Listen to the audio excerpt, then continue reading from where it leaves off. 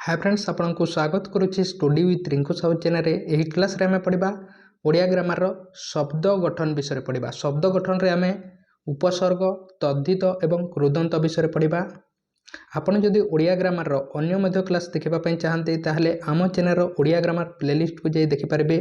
आम सीटी BD OTT बा अन्य एग्जाम प्रीवियस क्वेश्चन को डिस्कसन कराई ताहाको देखिपारे। प्रथम थर पर आम चैनल रे आसी ताहले चैनल को सब्सक्राइब करूँ। ता सहित टेलीग्राम ग्रुप रे जॉइन नहीं ताहले डिस्क्रिप्शन को जाई आपण जॉइन हो पारे। तेणु आरंभ करबा क्लास को। शब्द गठन रे आम उपसर्ग एवं यार व्यवहार विषय पढ़ा, कृदंत तार व्यवहार विषय पढ़ा, ता सहित तद्धित ता विषय आम ए क्लास रे पढ़ा। या पूर्व आप जाने कथा जे मौलिक शब्द क्या कहुए।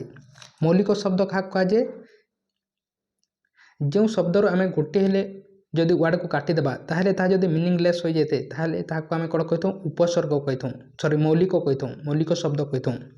व्युत्पन्न शब्द क्या कहुए, मूल शब्द रे पूर्वर बा परे आउ एक रूप संयोग कर नूतन शब्द गठन करागले ताको आम कौन कही व्युत्पन्न कही। गोटे मीनिंगफुल वर्ड थिबा ता सहित जदि आम अन्य वर्ड टे एड करिकी जदि कौन शब्द गठन करबा ताहले ताको आम कौन कही व्युत्पन्न कही।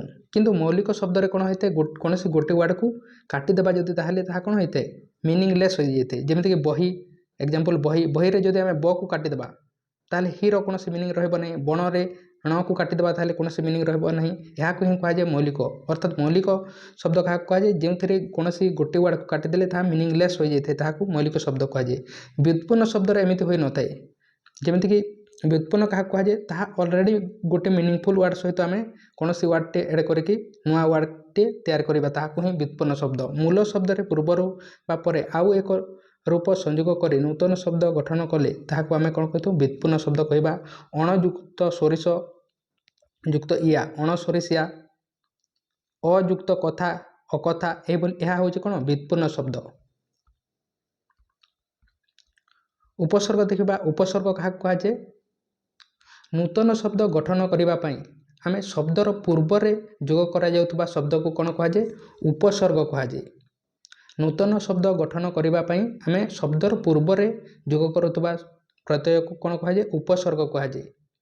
जमीक एग्जांपल प्रतियुक्त बाद कौन होते प्रतिवाद होते।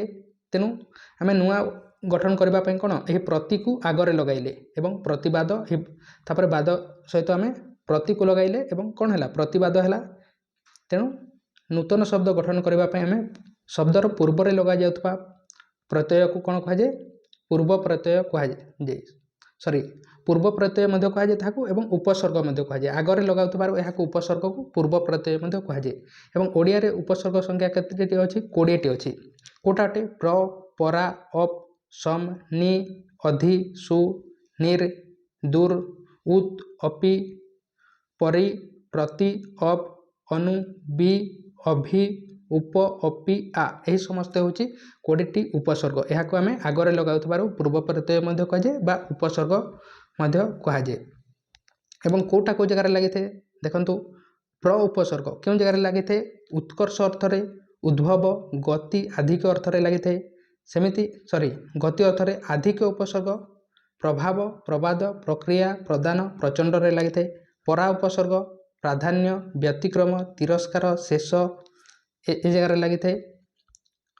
उपसर्ग क्यों जगह लगी थे कुषित विरुद्ध वैपरीत्य मंद अर्थ रे लगी थे। सम सम्यक सहित समीप्य संगति नि उपसर्ग सम्यक कौशल सादृश्य कुषित अधि उपसर्ग श्रेष्ठ अधिकार अति एमानक लगी थे।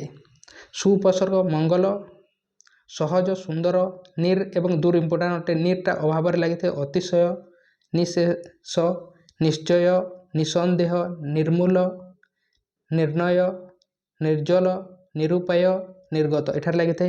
दूरटा मंद अर्थ रे निंदारे दुख निषिद्ध दुर्भाग्य दुर्गंध दुर्जन दुरारोग्य दुस्साद एमानक लगी थे। उत उपसर्ग उत्कर्ष अतिशय निंदा अभाव विरुद्ध अर्थ रे लगी थे। अतिटा अनुचित समीप सॉरी असीम आधिक्य लगी थे। अन्यटी आपण एठारे देखिने बा पीडीएफ को आम चैनल टेलीग्राम ग्रुप को जाई आपण पाइपारे एवं नीर एवं दूर इंपोर्टाट अटे यहाँ नीर एवं दूर उपसर्ग मैक्सिमम एग्जाम रे ही आसी थाए। तापर देखिबा क्रुदंत विषय। नेक्स्ट देखिबा क्रुदंत विषय। ता पूर्व आपण जानि नेबा कथा जे धातु कहा कहा जाए क्रियार मूल रूप को आम कौन कही धातु कहा जाए एवं धातुरे हल चिन्ह लगी थाए ता द्वारा आम जापर एवं प्रकृति कहा कहा जाए क्रियार मूल रूप धातु को प्रकृति कहा जाए। क्रुदंत कहा कहा जाए धातुयुक्त प्रत्यय धातुयुक्त प्रत्यय हेले ताको आम कौन कही क्रुदंत कही। नूतन शब्द गठन पाई धातु सहित गोटे प्रत्यय युक्त होता है। प्रत्यय क्या कहा जाए जो लास्ट रे लगी थाए ताको ही प्रत्यय कहा जाए। नूतन शब्द गठन पाई धातु सहित गोटे प्रत्यय युक्त होता है ताको ही कौन कहा जाए प्रत्यय कहा जाए। ताको ही कौन कहा जाए क्रुदंत कहा जाए बा धातुयुक्त प्रत्यय हेले ताको आम कौन कही क्रुदंत कही।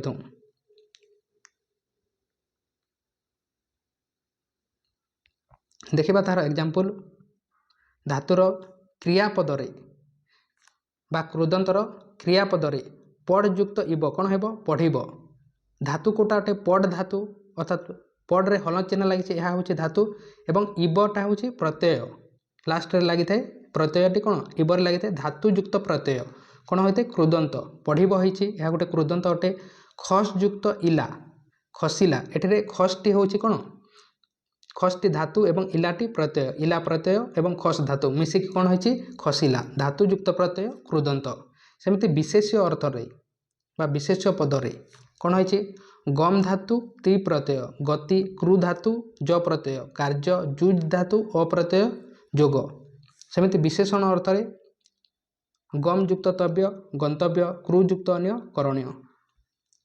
नेक्स्ट देखिबा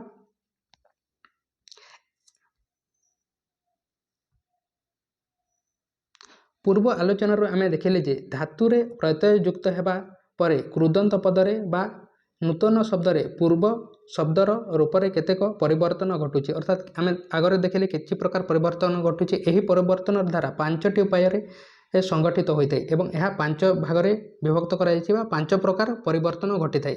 सेगुड़िक हूँ यथाक्रमे आदेश आगम गुण वृद्धि एवं लोप अर्थात धातुयुक्त जदि प्रत्यय मिसिब ताहले केमिति होउछि क्रुदंत कहुए ताकू एवं एथिरे पांच प्रकार परिवर्तन घटी थाए।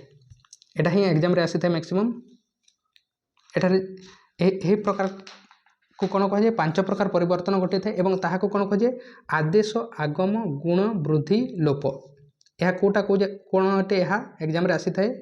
यह परिवर्तन धातु सहित प्रत्यय जो तो केते प्रकार परिवर्तन घटी थाए पांच प्रकार परिवर्तन घटी थाए। कौन कौन आदेश आदेश केतेबेले होते प्रत्यय युक्त हेबा परे गोटे वर्ण बा अक्षर परिवर्ते आउ गोटे अक्षर बसिले ताहाकू आदेश कहा जाए। प्रत्यय युक्त हेबा परे गोटे वर्ण बा अक्षर परिवर्ते आउ गोटे अक्षर बसिले ताहाकू कौन कहा जाए आदेश कहा जाए। एठारे आपण देखि पारुतबे ली युक्त तो कौन होइछि लीन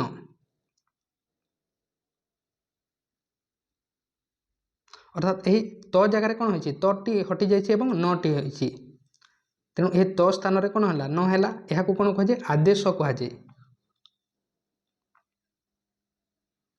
नेक्स्ट गम्य क्या कहा जाए प्रत्यय युक्त हेबा परे गोटे नूतन वर्णर आगमन हेले सही वर्ण को कौन कहा जाए आगमन कहा जाए बा मझिरे लगिले ताहाको आमे कौन कहिथु आगम्य आगम कहिथु।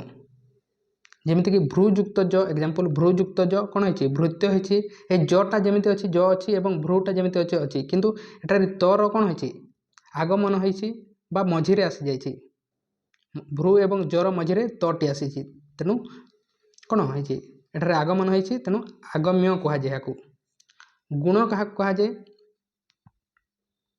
गुण कहा कहा जाए धातुरे थिबा हर्षई दीर्घ स्थान रे ए हेबा बा हर्षौ दीर्घ स्थान रे ओ हेबा एवं रू स्थान रे आर हेबा एहाकू गुण कहा जाए। एठारे बीज युक्त अ वेद ब्रू युक्त अन वर्ण आपण देखि पारुतबे। नेक्स्ट होछि वृद्धि नेक्स्ट कौन अटे वृद्धि वृद्धि रे कौन होइथे अ स्थान रे कौन हेबा आ हेबा हर्षई दीर्घ स्थान रे ओई हेबा हर्षौ दीर्घ स्थान रे औ हेबा एवं रू स्थान रे आर हेबा एहाकू वृद्धि कहा जाए। ଏଠାରେ ପଜ୍ ଯୁକ୍ତ ଅକ କ'ଣ ହେଇଛି ପାଚକ ହେଇଛି ଏବଂ ଏଠାରେ ରୁ ଯୁକ୍ତ ଜ ଆର୍ଯ୍ୟ ହେଇଛି ଧ୍ରୁ ଯୁକ୍ତ ଜ ଧାର୍ଯ୍ୟ ହେଇଛି ରୁ ଜାଗାରେ କ'ଣ ଆର୍ ହେଲା ଏହାକୁ ହିଁ କ'ଣ କୁହାଯାଏ ବୃଦ୍ଧି କୁହାଯାଏ। ନେକ୍ସଟ ହେଉଛି ଲୋପ ଲୋପ ମାନେ କ'ଣ କୌଣସି ବର୍ଣ୍ଣ ଅଦୃଶ୍ୟ ହୋଇଗଲେ ପ୍ରତ୍ୟୟ ଯୋଗ ପରେ କୌଣସି ବର୍ଣ୍ଣ ଅଦୃଶ୍ୟ ହେଲେ ତାହାକୁ ଲୋପ କୁହାଯାଏ। ଯେମିତିକି ମନ୍ ଯୁକ୍ତ ତ କ'ଣ ଏହି ନଟି ଉଡ଼ି ଯାଇଛି ଏବଂ କ'ଣ ହେଇଛି ତ ହେଇଛି ଅର୍ଥାତ୍ ଲିଭିଯିବା ବା ଲୋପ ହୋଇଯିବା। ଗମ୍ ଯୁକ୍ତ ତ ଗତ ଏଠାରେ ମର କ'ଣ ହେଇଛି ଲୋପ ହେଇଛି। ନେକ୍ସଟ ଦେଖିବା ଆମେ କୃଦନ୍ତ ବିଷୟରେ।